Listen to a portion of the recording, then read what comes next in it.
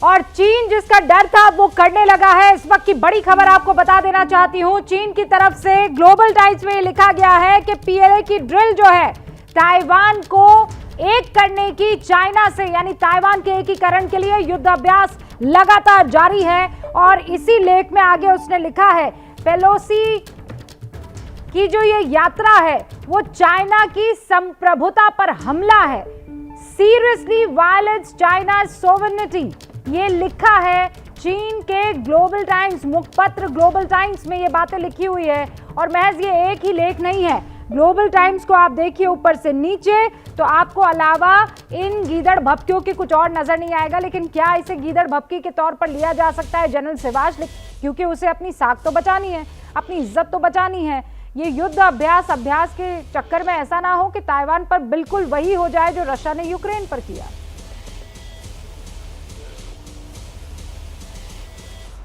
हाँ बिल्कुल बिल्कुल रूबिका, ये सच्चाई है कि जो यूक्रेन में हुआ ऐसा ताइवान में हो सकता है, मगर आपको समझना पड़ेगा यूक्रेन और जो ताइवान ये दो अलग अलग देश हैं और बहुत अलग अलग सिचुएशन है। यूक्रेन का कोई ज़्यादा इम्पोर्टेंस नहीं था अमेरिका को, यूक्रेन का तो एक मोहरा बना के अमेरिका ने रूस को कमज़ोर करने का एक तरीका है। मगर जो ताइवान है वो तो एक इंडो पैसिफिक के अंदर माउथ ऑफ इंडो पैसिफिक में बैठा हुआ है और वो बहुत ही इम्पोर्टेंट है अमेरिका के लिए। अगर अमेरिका को सुपर पावर रहना है तो ताइवान को अपने साथ रखना बहुत ज़रूरी है, क्योंकि 60 से 70% जो इंटरनेशनल ट्रेड है वो यहाँ से जाता है। Whosoever govern the Indo-Pacific will govern the rule, will govern the world in future।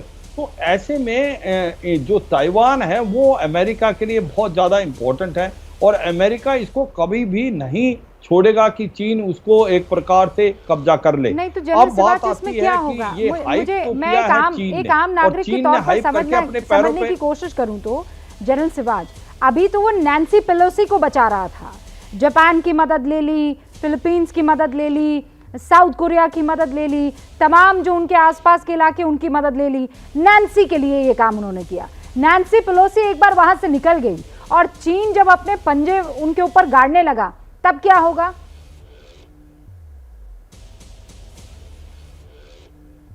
हाँ बिल्कुल, दो बातें हैं इसमें। सच्चाई है कि क्या ताइवान की इतनी काबिलियत है कि वो चीन का मुकाबला अकेले कर सकता है? शायद नहीं। स्ट्रेटेजिक डेप्थ है नहीं, छोटा आइलैंड है और वो ज़्यादा देर चीन के मुकाबले में टिक नहीं पाएगा अगर उसको अकेला रुकना है। तो फिर क्या होगा? इसका मतलब अमेरिका को अगर ताइवान को बचाना है तो अमेरिका की हरदम प्रेजेंस होनी पड़ेगी साउथ चाइना सी में। अगर आप अभी देखें, दो यूएसएस के एयरक्राफ्ट कैरियर ग्रुप हैं, यूएसएस निमतेज और यूएसएस रोनाल्ड रीगन, 30 से 40 उसकी सबमरीन्स हैं। और जो ताइवान को सबसे लेटेस्ट वेपन F-22, F-35, जो थर्ड ट्रिबनी high altitude area defence system, Patriot missile, तो इसको बहुत ज़्यादा एक प्रकार से आर्म किया हुआ है ताइवान को। ये भी सच है, मैं मानता हूं कि अगर अमेरिका वहां से निकल जाता है या उसकी प्रेजेंस कम होती है तो इसका फायदा उठा सकता है चीन, मगर ऐसी सिचुएशन होने नहीं देगा, क्योंकि उन्होंने यूक्रेन में देख लिया, उनको पता है कि चीन पे भरोसा नहीं कर सकते। ये मैं मानता हूं जिस प्रकार की मिलिट्री एक्सरसाइज आज चीन कर रहा है उसका फायदा उठाते हुए वो ट्राई कर सकता है, मगर वहां पर अमेरिका की बहुत स्ट्रॉन्ग प्रेजेंस है। अमेरिका वो नहीं होने देगा। इस वक्त स्ट्रॉन्ग प्रेजेंस है ना सुशांत सरीन। आने वाले कुछ दिनों को आप कैसे देख रहे हैं? जैसे जनरल सिवाच ये कह रहे हैं कि हाँ अभी उसकी स्ट्रॉन्ग प्रेजेंस है अमेरिका की, उसके बाद क्या आती हो जनरल सिवाच? एक चीज ऐड कर देता हूँ। हाँ, मैं एक ही चीज ऐड करना चाहता हूँ। मेरे को लगता है कि सबसे इंपॉर्टेंट चीज ये लग रही है कि कुछ तो करेगा चीन, और चीन इसलिए करेगा क्योंकि वो नहीं चाहता कि वो वीक लगे। यहाँ नहीं करे तो कहीं ऐसा तो नहीं है कि वो भारत के अगेंस्ट कर देगा लाइन ऑफ एक्चुअल कंट्रोल में। ये भी एक बहुत शक है, क्योंकि चीन का अगला स्टेप क्या होगा ये कोई नहीं समझ सकता। इसलिए क्योंकि सी जिनपिंग कमजोर नहीं नजर आना चाहते, इकोनॉमिकली आज हालात खराब है, इन्फ्लेशन रेट डबल फिगर में, इकोनॉमी अच्छा नहीं करी, बेल्ट रोड इनिशिएटिव भी काफी फेल हो चुका है और नवंबर के अंदर हमारा लेना एक ना लेना दो, काम करे अमेरिका, उड़े नैन्सी पेलोसी और चीन गुस्सा उतारेगा हिंदुस्तान पे। ये तो गजबे हाल हो जाएंगे फिर सुशांत सरीन, आपको क्या लगता है? बिल्कुल कर सकता है। आप अच्छा, जिस ओके, बात ओके, से ओके, जनरल सहवाग, मुझे इसको आगे ले जाने दीजिए ना। कर देगा तो हम हाथ पे हाथ बैठे हुए। हाँ हाँ, बिल्कुल नहीं होने देंगे, लेकिन क्या चीन ऐसा कर सकता है? सुशांत सरीन। रूबिका, देखिए, दो तीन चीजें हमारे को बड़ी क्लियर होनी चाहिए। ये मान लेना कि क्योंकि बाइडेन ने 2 घंटे बात की थी शी जिनपिंग के साथ, तो ये एक बड़ी नॉर्मल तरीके की विजिट थी। और चीन की उत्तेजना बिल्कुल एक लिहाज से बिल्कुल वाजिब है, क्योंकि अगर चीन का इंटरेस्ट है ताइवान में, उनको अपना वो अभिन्न अंग मांगता है, तो चीन का अपना रवैया अपनी जगह ठीक है, मैं उसको इंडोर्स नहीं कर रहा, लेकिन मैं उनकी तरफ से देख के बात कर रहा हूं। ये मानना कि अमेरिका की बड़ी नॉर्मल विजिट थी, मेरे को नहीं लगता ऐसी बात है। देखिए, जब 1997 में 1997 में जब न्यूट गिनरिच गए थे ताइवान, उस समय राष्ट्रपति डेमोक्रेट थे, क्लिंटन थे, और उनके बीच में जो एक टकराव था उसके तहत वो वहां पर गए थे। और क्लिंटन साहब जैसे बाकी सारे राष्ट्रपति थे अमेरिका के, वो चीन को बहुत ज्यादा प्रोत्साहन और बढ़ावा दे रहे थे, और रिपब्लिकन्स को वो चीज मंजूर नहीं थी। आज हालात डिफरेंट है, प्रेसिडेंट और स्पीकर जो है एक ही पार्टी के हैं, और ये मान लेना कि वो स्पीकर अपने तय एक जहाज लेके उड़ के चली गई, कोई कोऑपरेशन नहीं थी व्हाइट हाउस के साथ, कोई कोऑर्डिनेशन नहीं थी, कोई कॉन्करेंस नहीं था व्हाइट हाउस का। मैं तो नहीं मानता कि ये पॉसिबिलिटी है।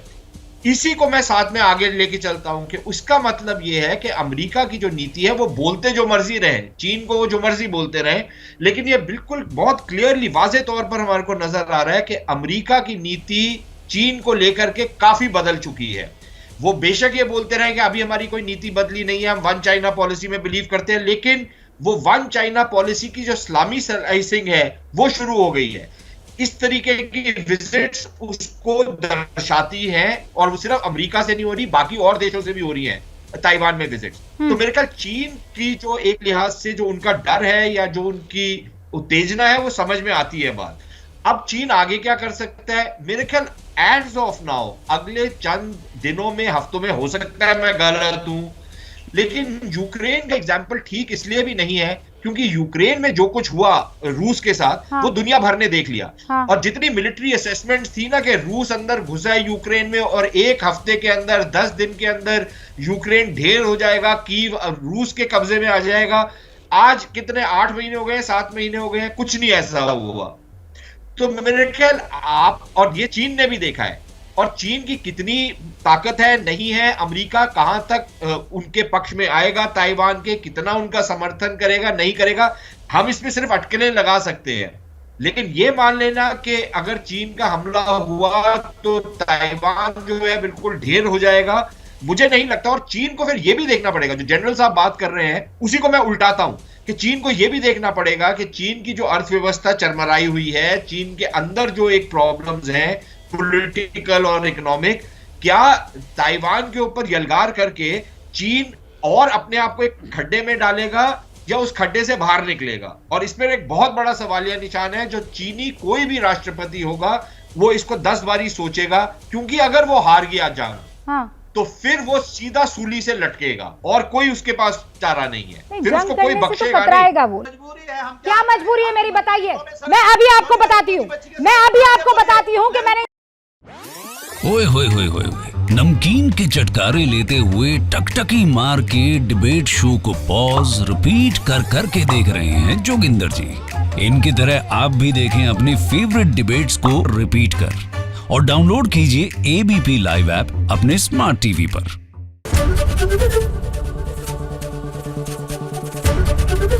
एबीपी न्यूज आपको रखे आगे।